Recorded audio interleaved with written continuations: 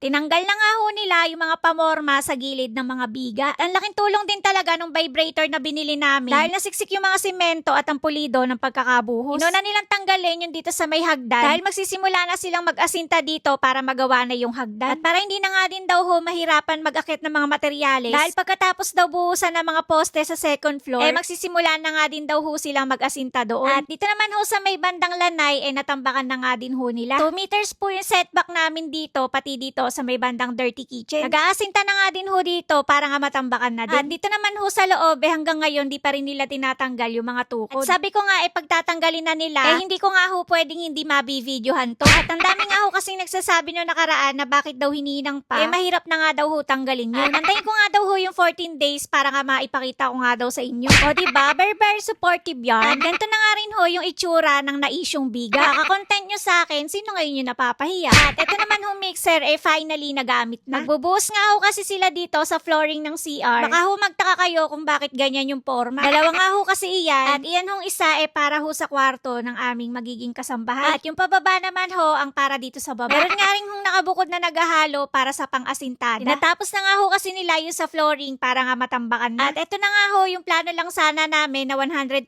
square meter na floor area. Abay kakaribais ng kakaribais, naging 180 na yung floor area. At balak pa yata nila gawing third floor to be. Leaving aside, totoo naman talagang lumaki to. At sobrang saya ko nga dahil nasunod lahat ng gusto ko dito sa bahay. Kesa naman ipa-renovate ko pa to pagdating ng araw, ganun din naman. At napatulala nga kami dito kay La Forman dahil nagtataka kami kung paano nila ginagawang panukat yung hose na may tubig. At di na nga napigilan ni Willie kaya nagtanong na siya. Abay balak pa yatang agawan ng role si Foreman. Napatag na nga rin ho yung flooring ng CR sa baba. At nagsimula na nga rin ho silang maglagay ng mga pamorma dito sa mga poste sa second floor. At sabi nga ho ng mga nakakakita sa akin, morena daw pala ako sa personal. At totoo lang ho, nabaliwala na lahat ng nilaklak kong glutathione. Simula nga ho nung nagpagawa kami ng bahay. At kahit sobrang init nga ho kasi dito, kaya kong tumagal ng ilang oras. Madalas pa nga ho, nakakalimutan ko maglagay ng sunblock kapag bigla nga ho akong inaya ni Willie dito. At sa tingin ko, sinasadya niya yun para dalawa na nga din kaming sunod. At wag ho kayo mahiya magpa-picture, di naman ako nangangagat. At kung mga gatman ako, kaunti lang. At di naman ho yan babaon dahil naka-brace din ako. Leading aside, ang ganda ng pagmasda ng aming pinapagawang bahay. At ang gusto ko nga ho sanang ilagay dito na bubong, yung madami nga sanang curve. Ang kaso, madami daw gagamitin na trusses doon. At mas magastos nga daw ho yung ganong bubong. Sana kayanin pa rin ang budget namin para masunod pa rin ako. At yung maging itsura kasi ng attic namin, domer. At katulad nga ho ng sinasabi nila, bahala na si Batman. Kaya hanggang dito nga ho muna ulit yung update ko sa inyo ngayong araw. Kaya naman, wag mo akong kakalimutang i-follow. Bukas na lang ulit.